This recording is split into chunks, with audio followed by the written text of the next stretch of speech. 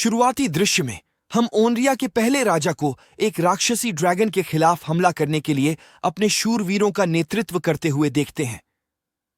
वे dragon गुफा के अंदर पहुंचते हैं, लेकिन जल्द ही जानवर से प्रभावित हो जाते हैं। दुर्जेय प्राणी एक के बाद एक सभी मनुष्यों को मार देता है और राजा को अजगर की दया पर छोड़ देता है। इसके बाद यह दृश्य कई शताब्दियों तक तेजी से आगे बढ़ता है, जिसमें कठोर और बंजर भूमि से घिरे एक गरीब राज्य को दिखाया गया है।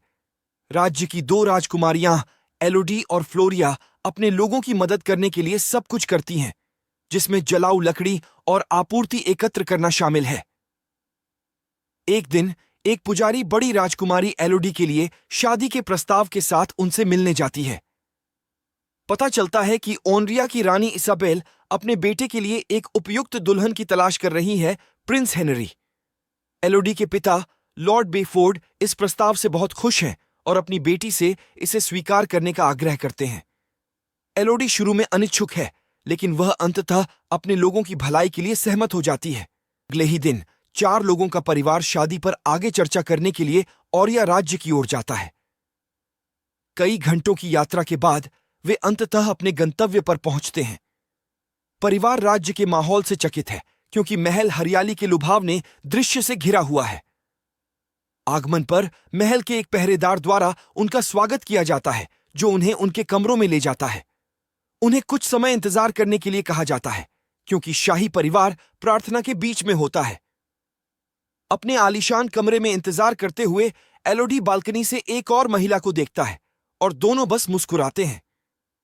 अगली सुबह एलोडी को रानी इसाबेल और राजकुमार हेनरी के सामने प्रस्तुत किया जाता है।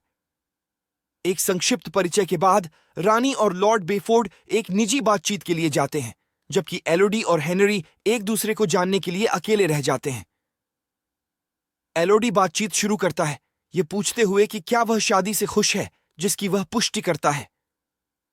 जब वह उसके बारे में पूछता है, तो वह उसे सच बताती है कि वह अपने राज्य के लोगों की खातिर सहमत हुई थी। जैसे जैसे वे बातचीत करते जाते हैं, वे जल्दी से दुनिया भर में यात्रा करने जैसी कुछ सामान्य इच्छाओं पर बंध जाते हैं। वे जल्द ही घोड़े की सवारी के लिए जाते हैं और हेनरी उसे राज्य के चारों ओर कुछ सुंदर दृश्य दिखाता है। इस बीच लॉर्ड बेफोर्ड एक निजी बातचीत के बाद कमरे से बाहर निकल जाता है, लेकिन अब उसके चेहरे पर एक तनावपूर्ण भाव है। लेडी बेफोर्ड उससे पूछती है कि क्या सब कुछ ठीक है, लेकिन वह उसके साथ कुछ भी साझा नहीं करता है। फिर वह रानी इसाबेल से दोस्ती करने के इरादे से बात करने जाती है, लेकिन बाद वाली उसे अशिष्ट तरीके से संबोधित करती है। परेशान होकर और कुछ गड़बड़ महसूस करते हुए लेडी बेफोर्ड रात में एलोडी के कमरे में जाती है और उसे शादी खत्म करने के लिए मनाने की कोशिश करती है। वह इस बात पर जोर देती है कि ओरिया परिवार में कुछ गड़बड़ है और उन पर भरोसा नहीं किया जाना चाहिए। हालांकि एलोडी हेनरी को एक अच्छा लड़का समझती है और अपनी सौतेली मां की बात सुनने से इनकार कर देती है। शादी अगले ही दिन होती है और रानी औपचारिक रूप से एलोडी को राज्य की नई राजकुमारी के रूप में घोषित करती है। समारोह के बाद नवविवाहित एक प्राचीन अनुष्ठान करने के लिए एक पहाड़ की चोटी पर जाते हैं, जिसे हेनरी बताते हैं कि यह उनके पूर्वजों को श्रद्धांजलि देने का एक तरीका है। वहां पहुंचने पर एलोडी ने रानी को लाल पुजारी के रूप में तैयार पाया। वह एलोडी को एक सिक्का देती है और नवविवाहित जोड़े को वेदी की ओर ले जाती है। फिर वह कहानी बताती है कि ओरिया राज्य का जन्म कैसे हुआ था। जब उनके पूर्वज पहली बार यहां आए, तो उन्होंने पाया कि एक राक्षसी प्राणी भी इस भूमि पर रहता था। यह प्राणी एक क्रूर रक्तपात होने के कारण पूरे गांव को नष्ट कर देता था। इसलिए राजा ने अपने लोगों का बदला लेने के लिए अपने सैनिकों को इकट्ठा किया। हालांकि वे जानवर के खिलाफ कोई मुकाबला नहीं कर सके और परिणाम स्वरूप राजा को राज्य में शांति के लिए अपनी 3 बेटियों का बलिदान करना पड़ा।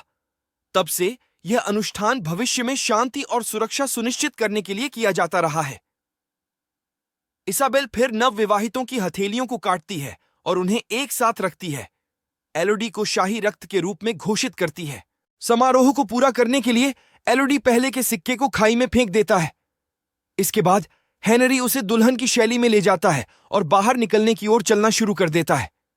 लेकिन जैसे ही वे संकीर्ण रास्ते को पार करते हैं, वह अप्रत्याशित रूप से एलोडी को खाई में फेंक देता है, जिससे वह सतह से टकराने से पहले कई पेड़ों की शाखाओं में गिर जाती है। कुछ समय बाद वह होश में आ जाती है और खुद को एक गहरी अंधेरी गुफा में पाती है। वह जल्द ही अन्य राजकुमारियों से संबंधित कई गहने और कपड़ों को देखती है, जिससे उसे एहसास होता है कि वह भी उनके जैसे बलिदानों में से एक है। कुछ ही समय बाद वह पास में एक फुसफुसाहट की आवाज सुनती है और उसी की ओर चलती है। एलोडी आग में फंसे एक छोटे से पक्षी को पाता है और उसकी मदद करने के लिए आगे बढ़ता है। तभी आग वाले पक्षियों का एक बड़ा झुंड उसके पार उड़ता है और वह जल्द ही राक्षसी अजगर के पास पहुंच जाता है। जानवर का कहना है कि इससे एलोडी से आने वाले शाही खून की खुशबू आती है, जिससे बाद वाले को एहसास होता है कि यह हेनरी का खून उसके साथ मिला हुआ है। ड्रैगन तब एलोडी की ओर अपनी आग लगाता है, जिससे वह अपनी जान बचाने के लिए भाग जाती है। भागने के दौरान उसे उसी महिला का एक शव मिलता है जिसके साथ उसने पहले मुस्कुराहट का आदान प्रदान किया था। यह दर्शाता है कि वह भी पीड़ितों में से एक थी। हालांकि एलोडी के पास प्रतिक्रिया करने का समय नहीं है और वह गुफा में गहराई तक भागता रहता है। वह किसी तरह एक छोटे से छेद में चढ़कर ड्रैगन की लौ को पार करने में कामयाब हो जाती है, लेकिन दुर्भाग्य से इस प्रक्रिया में उसका पैर जल जाता है। कष्टप्रद दर्द के बावजूद एलोडी अपने घाव को अपने कपड़े के एक टुकड़े से लपेटती है और बाहर निकलने का रास्ता खोजने के लिए प्रकाश के रूप में एक सहायक उपकरण का उपयोग करती है। वह एक संकीर्ण रास्ते से गुजरती है और चमकती स्लग से भरी एक रोशन गुफा में समाप्त होती है। वह धीरे धीरे उसके पास आती है, लेकिन उसे बीच में एक गहरे गड्ढे से रोक दिया जाता है। एक साहसिक चाल में एलोडी दूसरी तरफ एक लंबी छलांग लगाता है। वह उस तक पहुंचने में कामयाब हो जाती है, लेकिन झुकी हुई और फिसलन भरी सतह के कारण वह धीरे धीरे नीचे खिसक जाती है। सौभाग्य से उसकी पोशाक की सहायक वस्तु पत्थरों के बीच फंस जाती है, जिससे वह गिरने से बच जाती है। फिर वह ऊपर चढ़ने के लिए अपने कॉर्सेट से एक नुकीली वस्तु का उपयोग करती है। इसके बाद एलोडी मुट्ठी भर चमकती स्लग इकट्ठा करती है और इसे अपने रास्ते पर जारी रखने के लिए प्रकाश स्रोत के रूप में उपयोग करती है। वह जल्द ही पानी के एक गड्ढे में आती है और इसे पीने के लिए आगे बढ़ती है, लेकिन उसे पता चलता है कि यह गंदा है। अपनी प्यास बुझाने के लिए एलोडी फिर ऊपर बर्फ के टुकड़ों से गिरने वाली पानी की बूंदों को पकड़ने लगती है। कुछ ही समय बाद जैसे ही आग वाला अजगर दिखाई देता है, बर्फ तेजी से पिघलने लगती है। इसे देखने के बाद एलोडी तुरंत ड्रैगन की आग से बचकर भाग जाता है।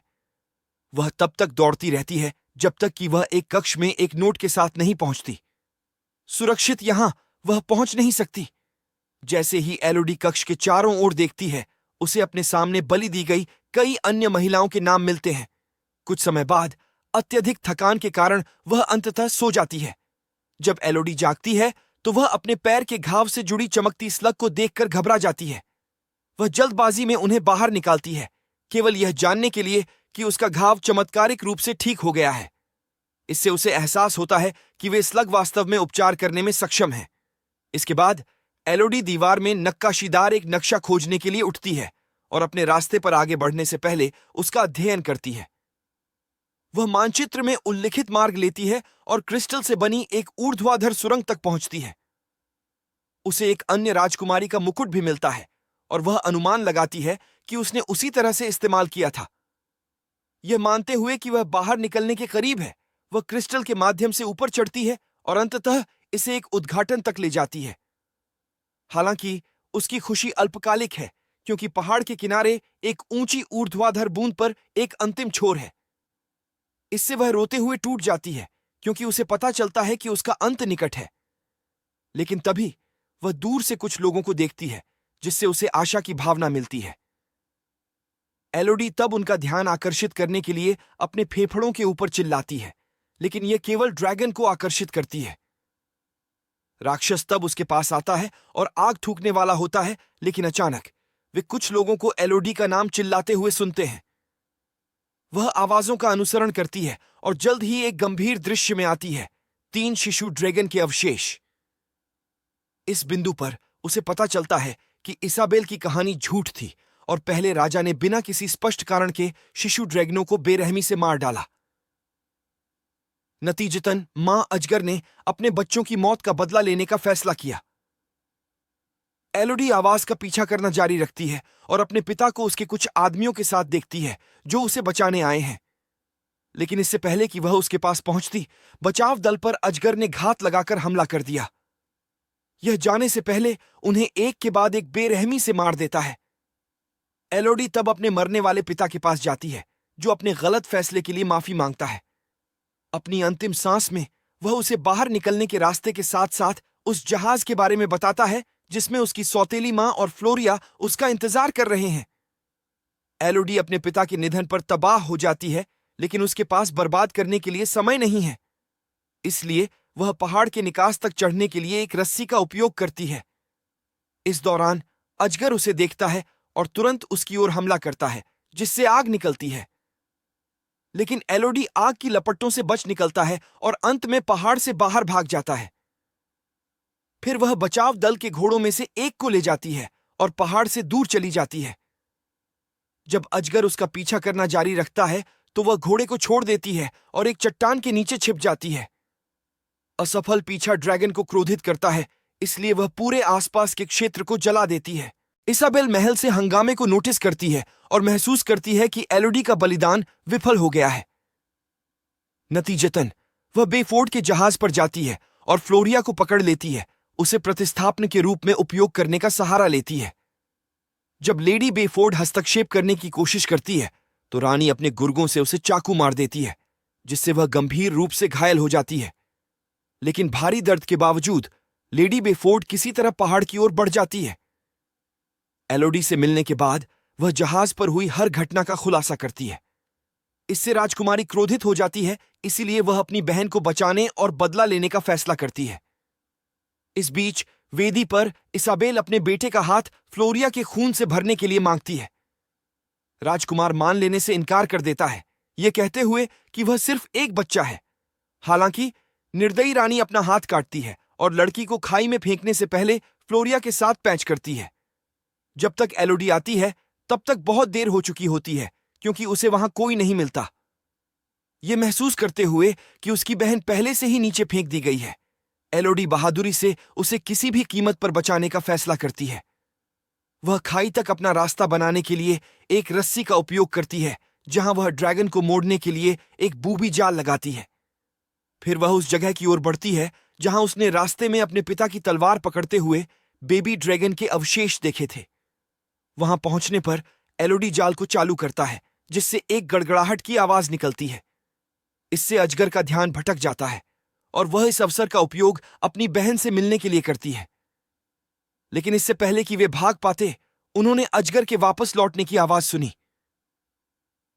अब जब उनके पास जाने के लिए कहीं नहीं है, एलोडी अपनी बहन को छिपने के लिए कहती है, जबकि वह खुद ड्रैगन का सामना करने का फैसला करती है। जानवर के साथ आमने सामने आने पर एलोडी सच्चाई को समझाने की कोशिश करती है कि वह जिन लड़कियों को मार रही थी वे ओनरिया की बेटियां नहीं थीं, बल्कि दूसरे राज्य की यादृच्छिक बेटियां थीं। हालांकि अजगर इस पर विश्वास नहीं करता है और उस पर हमला कर देता है। दोनों के बीच भीषण लड़ाई के बीच एलोडी अजगर की आंखों पर चाकू मारने और उसके एक अंग को घायल करने में कामयाब हो जाती है। फिर वह एक अंतिम प्रहार करने के लिए एक विचार के साथ आती है। वह एक सी आकार की दीवार के सामने खड़ी होती है और उसे आग छोड़ने की चुनौती देती है। जैसे ही ड्रैगन ऐसा करता है, लौ दीवार से टकराती है और वापस पलट जाती है, अंततः खुद को जलाती है। अब जब जानवर नीचे है, एलोडी अपनी हथेली पर एक कट का खुलासा करती है और बताती है कि उन्हें शाही कैसे बनाया गया था। इससे आखिरकार अजगर को एहसास होता है कि उसे धोखा दिया गया है, इसलिए वह उसे खत्म करने का अनुरोध करती है। हालांकि एलोडी इसाबेल की तरह क्रूर नहीं है और प्राणी को नुकसान नहीं पहुंचाना चाहती है। बाद एलोडी तीसरी शादी को रद्द करने और दुष्ट राजघरानों को एक और निर्दोष महिला का बलिदान करने से रोकने के लिए महल में लौटता है। ओनरियंस के विश्वासघात को उजागर करने के बाद वह नई दुल्हन और उसके परिवार को भागने की सलाह देती है। इसके तुरंत बाद अजगर दिखाई देता है और अंदर के सभी ओनरियन राजघरानों और रईसों के साथ पूरे महल को जला देता है। फिल्म का अंत एलोडी, फ्लोरिया और लेडी बेफोर्ड के सामान से भरे और ड्रैगन के साथ घर वापस जाने के साथ होता है।